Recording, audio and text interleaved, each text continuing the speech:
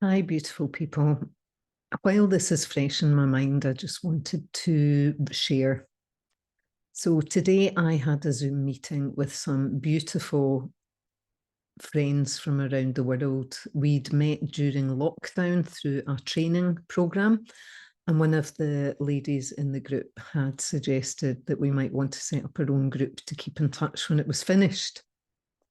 Now, lots of us are healers and in different modalities. And initially, I thought this was going to be about, we did put on an event, which was great.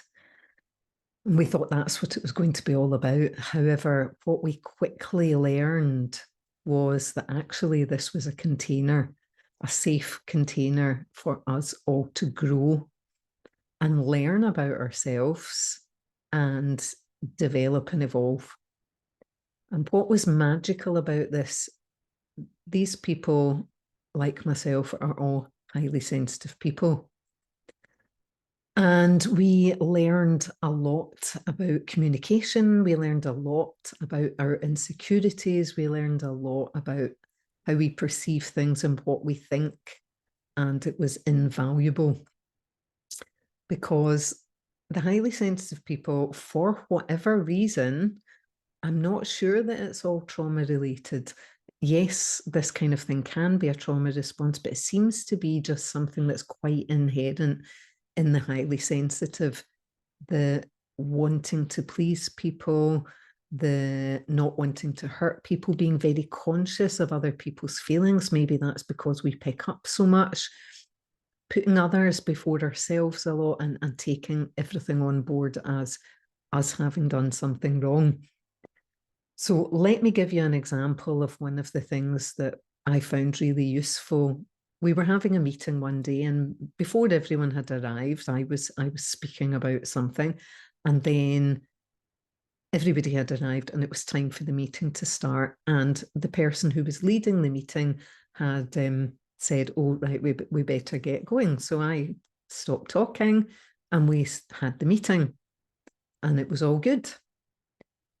And then after the meeting, this person who was hosting it had got in touch with me and said, I appreciate that I shut you down, and I'm sorry if I didn't mean to upset you, etc., etc. And we were able to have a conversation. And I was able to say, no, I didn't feel shut down at all. I appreciated it was time to start the meeting. I was absolutely fine. I didn't hold anything against you. But in her mind, I've cut her off. She's not happy. And we can do a lot of that. It takes a certain amount of courage and vulnerability for us to speak up about, oh, sorry if I did that and that made you feel this. But only by doing that was I able to give this person clarity about, no, not at all. I didn't feel shut down. And I think she commented that I was quiet in the meeting, which isn't like me. But I said, no, I was just listening and allowing other people to speak. I wasn't upset at all. So we've had many of these types of conversations about how there's a common thing about being scared that we're speaking too much. And that's not just the people with ADHD like me. This group of highly sensitives, we're all very different. Some are extroverts, some are introverts. We're not all the same. Some are louder, some are quieter. Some need an invitation to join the conversation, and others jump in quite happily. So, but a common theme with all of us is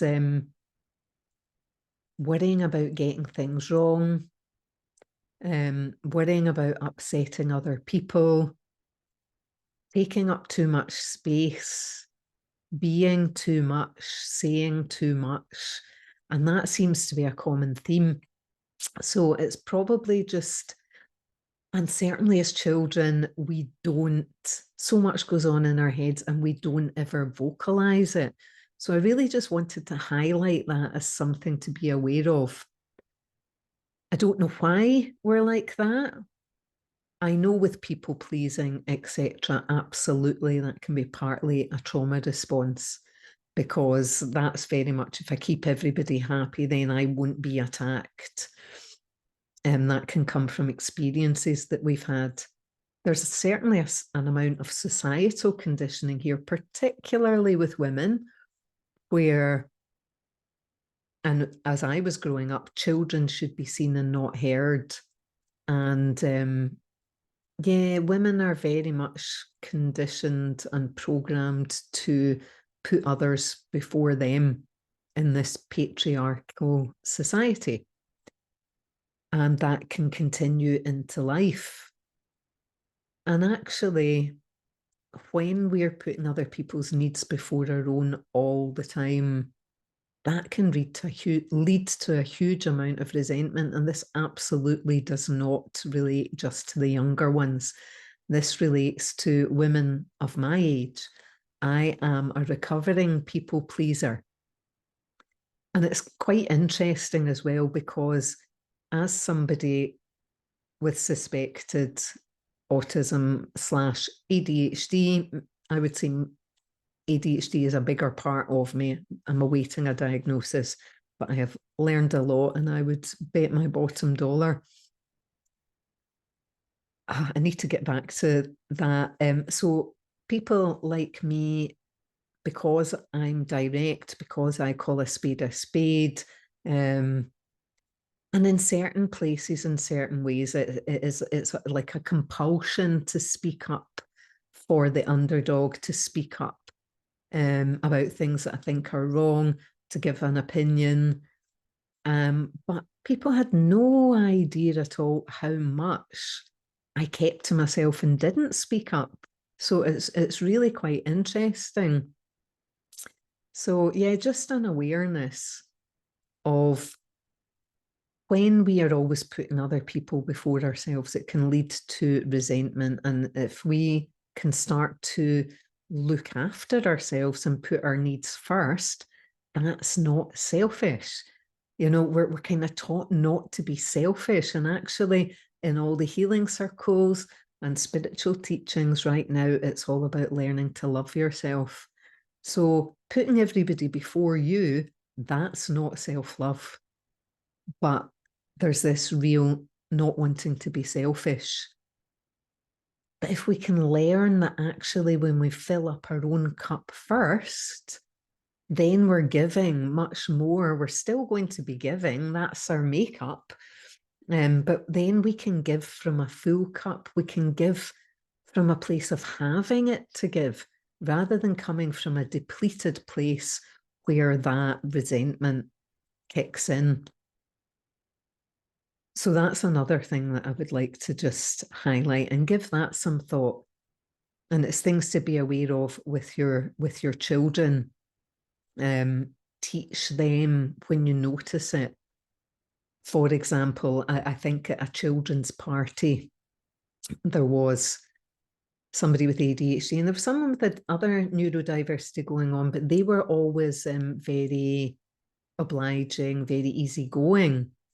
And being easygoing, that's fine. But this easygoing girl was always saying, no, it's okay, you have that. And I tried to always be fair and say, well, that's very kind of you. However, this person got choosing that one. So it's your turn to choose what you would like. So it's okay. And just trying to teach them that it's okay to put their needs first.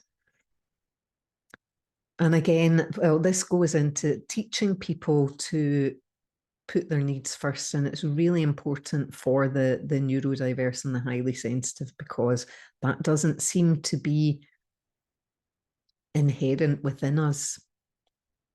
And I've spoken about this before, but I'll speak about it again. If we don't learn to put our needs first, that is going to be a big issue in all types of relationships, in romantic relationships, in workplace relationships. So there can be a real lack of valuing ourselves. And again, where that comes from, it could be many, many places. It can be the always being told what you're doing wrong, feeling that you don't fit in, feeling that other people can do these things easily. getting corrected all the time. It can be trauma. That can be lots of things, but if we don't value ourselves, then that's going to be a real problem in life. So if this is relating to your child or people that you, even friends, actually, I have learned so much about valuing myself again through that safe container of the like-minded sensitives. So point out what you value in your friends, point out what you value in your child, because they might not be recognizing that in themselves. We all love a bit of positive feedback, a bit of, and many times people have pointed out my strengths and I haven't been remotely aware of them. And I think that can be a thing with the autism. So that's going to build up self-esteem and self-worth and self-value. And we teach people how to treat us in relationships. So if we're not valuing ourselves, other people are not going to value us either.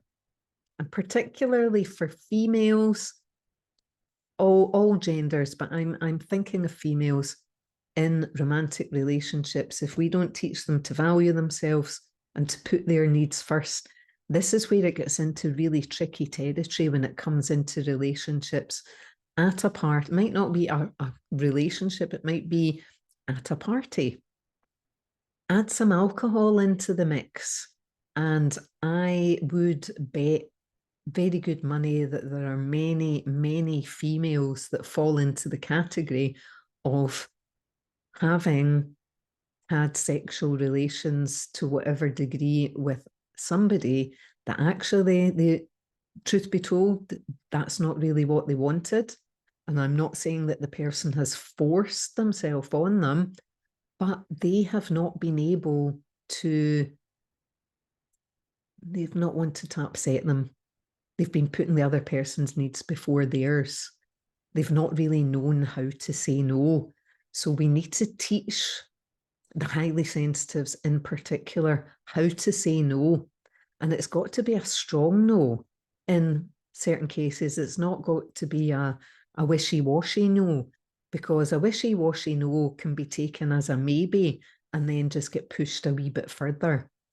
So teaching them to value themselves by pointing out and, oh, gosh, you're really creative, or I know that was really hard for you and you really just stuck with it. And even if they haven't done well, I know how hard you worked on that. And that was really dedicated and well done for the effort. It's not about necessarily the outcome. Congratulate them on the effort, or whatever it is that you recognize.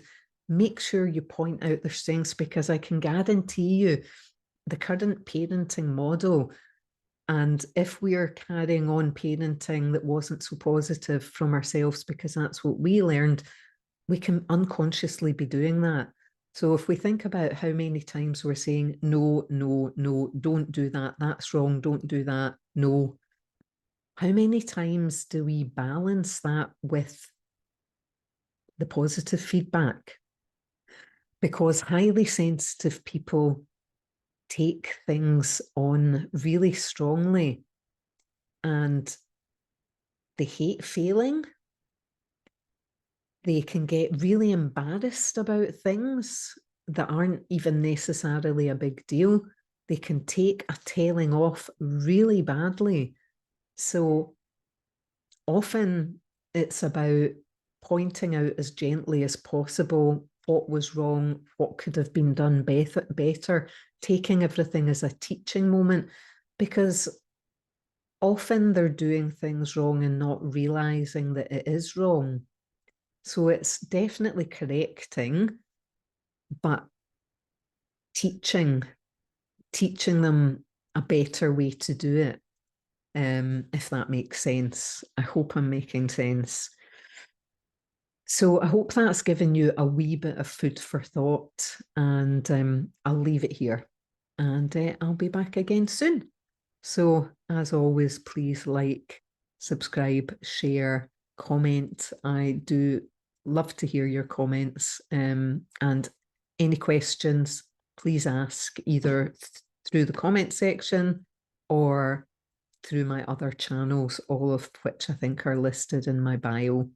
So thanks very much and bye for now.